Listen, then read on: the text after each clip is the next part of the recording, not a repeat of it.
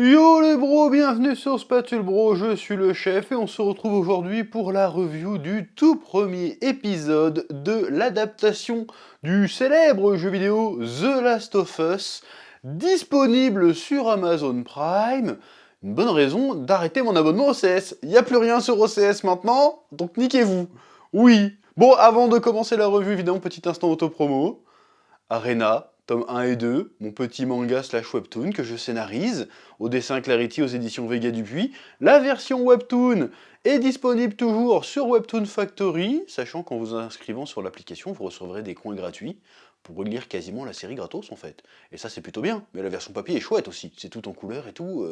Stylax, futur classique, oui. Tu vois ce que je veux dire? C'est débile. Calmos les amis. Ah, j'aime bien ça. Ça, c'est bon. C'est la manière la plus stylée de voler. C'est pas la Superman avec les bras devant, on s'en bat les couilles de ça. Tu fais oh. Et en fait, tu t'es éclaté comme film.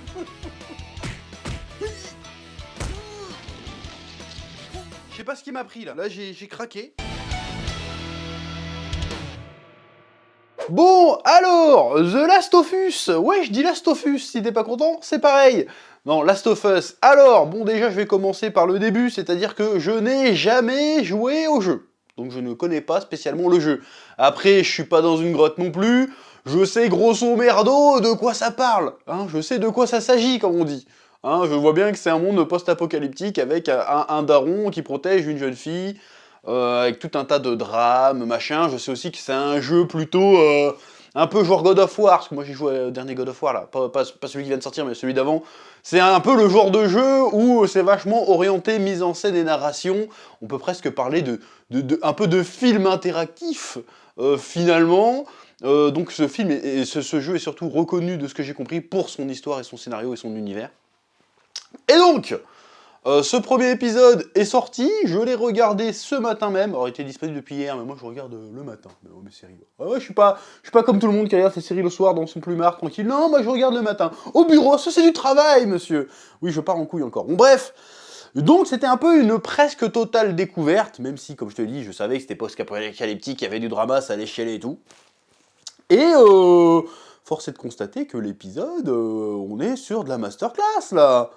Ah là, j'en ai pris plein ma gueule, là. Ah là, franchement, j'ai kiffé. J'ai vraiment kiffé, j'ai vraiment beaucoup aimé. J'ai beaucoup aimé toute la première partie de l'épisode. Même la seconde était très bien aussi, attention. Hein, mais l'introduction, quand ça se passe... Bon, déjà, t'as toute l'introduction en 1968. Il y a un mec qui parle... Ouais, imaginez, il y a une pandémie mondiale. N'importe quoi. Évidemment, là, tu tousses. Et après, le gars, il part sur les champignons. C'était assez intéressant, et en plus, c'était assez flippant, parce que tu te dis, merde. Il dit, ouais, mais imaginez, il y a un réchauffement climatique. Là encore, tu fais...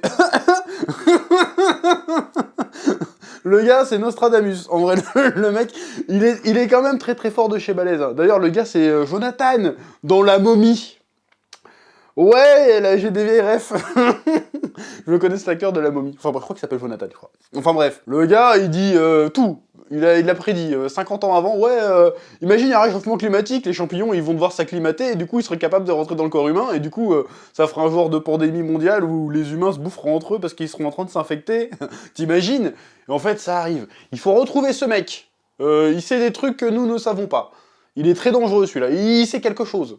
C'est pas normal de taper aussi juste. Même moi, en tant qu'oracle, je tape pas aussi juste. Comment il fait? Bon, là, je rigole, mais en vrai, évidemment, c'était pour introduire le sujet, c'était une astuce scénaristique, narrative, pour introduire le sujet, et pour comme ça, on comprend ce qui s'est passé, en fait. Comme ça, il n'y a pas besoin que les personnages arrivent en mode « Oh là là, les champignons, machin !» Non, on sait déjà, on te plante le germe dans l'esprit, donc tu as compris de quoi ça allait, de quoi ça allait parler, de qu'est-ce qui allait se passer.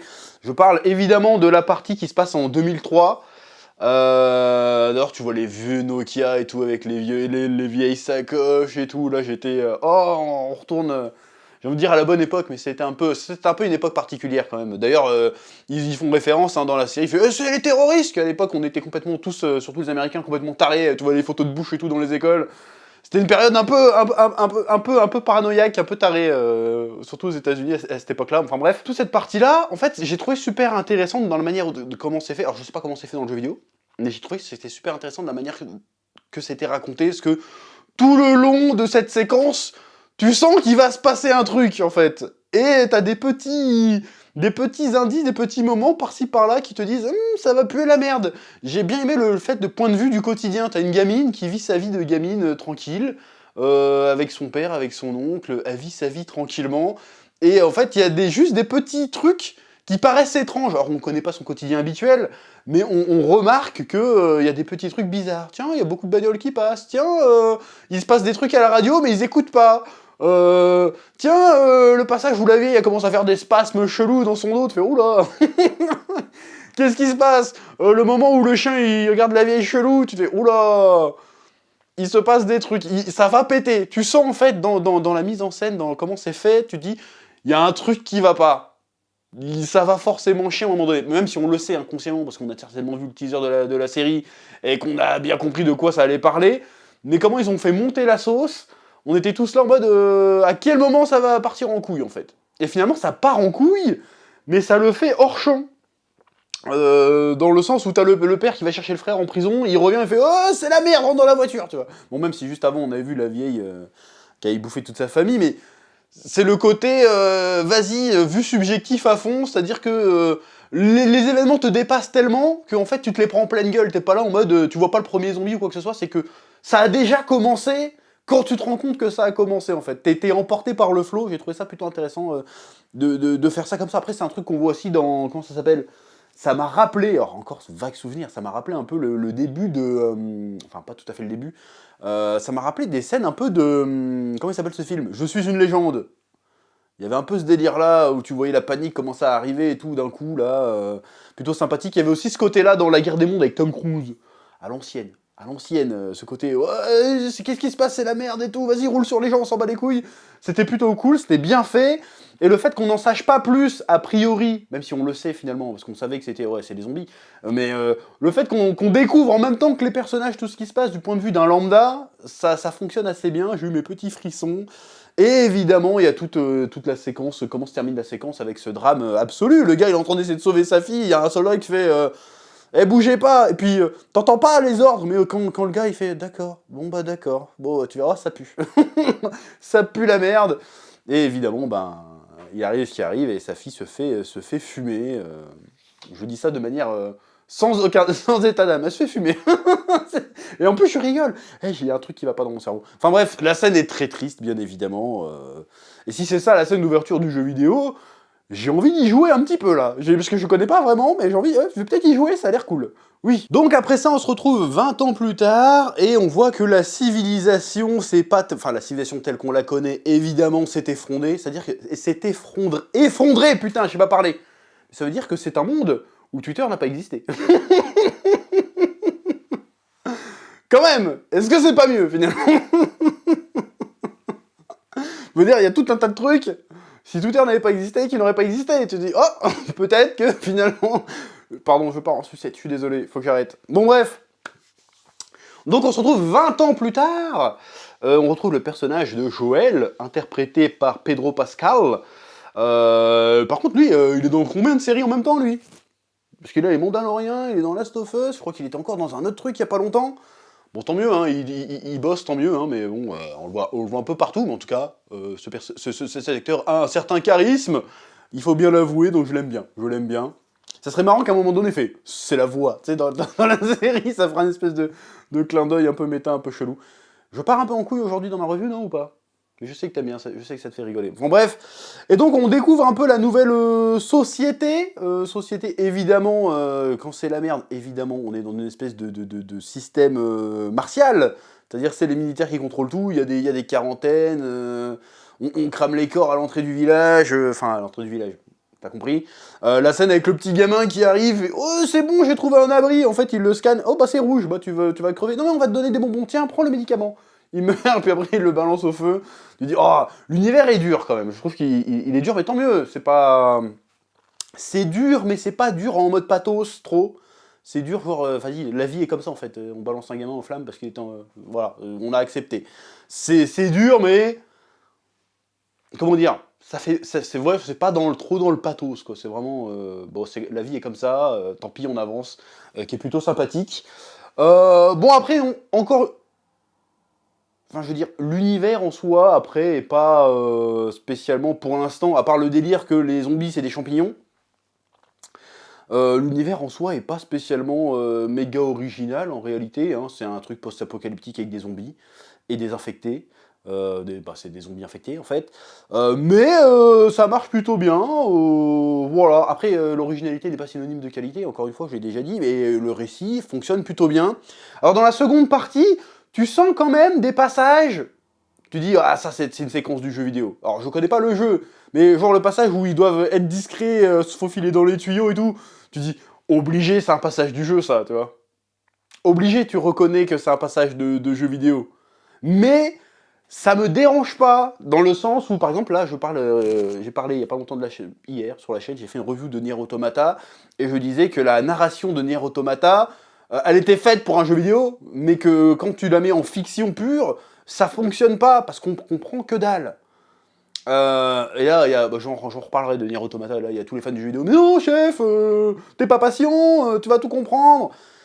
Espèce de trou de balle, t'as tout compris parce que t'as joué au jeu vidéo. Sauf que ce n'est pas le même média. Donc, qui dit média différent, dit narration différente. Les narrations ne sont pas forcément adaptées d'un média à l'autre. Alors que pour Last of Us, a priori, comme c'est plus pour moi, de ce que j'ai compris, si c'est un peu comme God of War dans le même délire, c'est plus un espèce de film interactif, le gameplay est au second plan. C'est-à-dire que le plus important, c'est le récit. Et du coup, comme le récit est censé être un film interactif, donc il est censé être immersif, donc le récit est plus linéaire. Donc, tu peux reprendre des séquences du jeu en film, parce que les séquences du jeu ont été pensées pour être comme des séquences de film. Donc ça fonctionne, et c'est pas dérangeant. Ça fonctionne, après... Je dis ça, surtout la scène que j'ai dit, c'est pas du tout dans le jeu vidéo, hein, mais ça ressemblait, franchement, quand tu vois le point de vue qui est à la troisième personne du truc, enfin, tu verras dans les films, les points de vue sont plus ou moins tout le temps à la troisième personne, mais quand tu vois comment est posée la caméra, tu vois comment il rentre, tu vois comment la lumière arrive, quand il s'arrête et que tu vois la lumière passer, tu fais, c'est une séquence de jeu vidéo, ça. Mais ça fonctionne. Donc j'ai trouvé ça plutôt cool. C'est plutôt intelligent de faire une adaptation de jeu vidéo et de reprendre des trucs comme ça. Mais ça marche parce que, si j'ai bien compris, encore une fois, parce que j'ai pas joué au jeu, parce que le jeu est pensé comme un film. Donc ça marche. Oui, je sais pas si tu vois ce que je veux dire. Bon, après, il y a quand même quelques éléments qui sont un peu cousus de fil blanc, mais encore une fois, ça fonctionne, hein. Le moment où le garde lui met les flashs dans la gueule, il fait « Bouge de là !»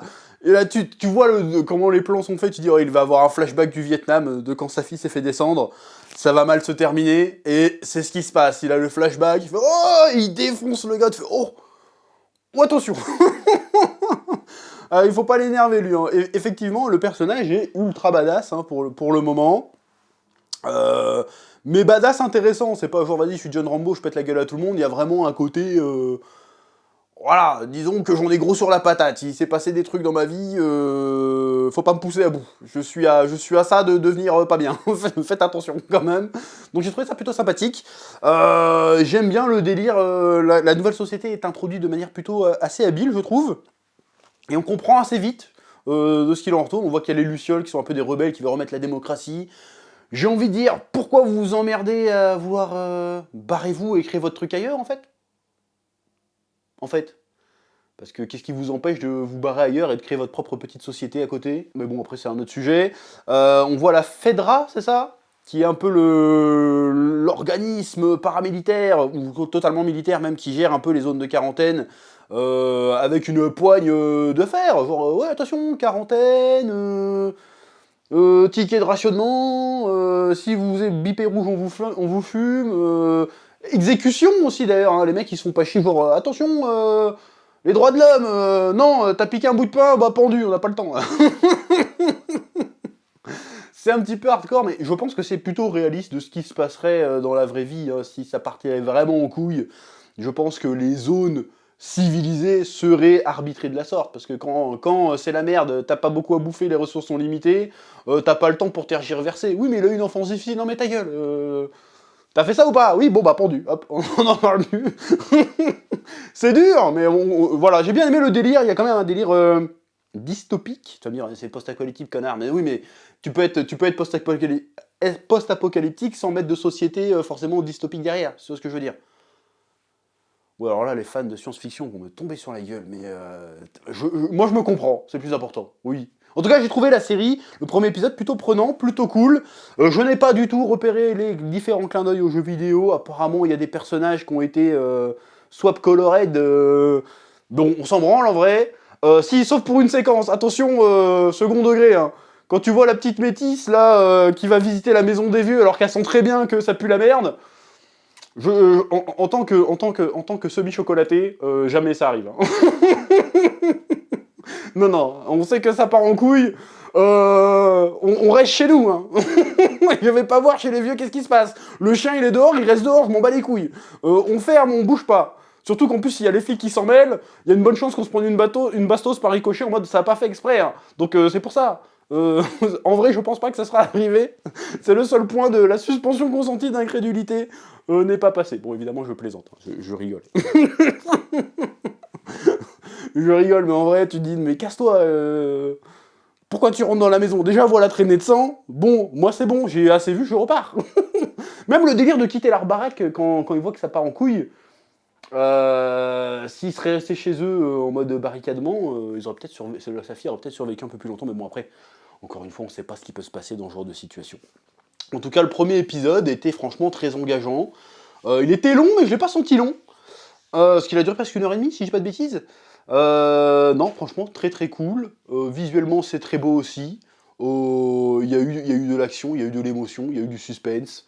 J'ai kiffé ma race, et franchement, ça me manquait, là, parce que depuis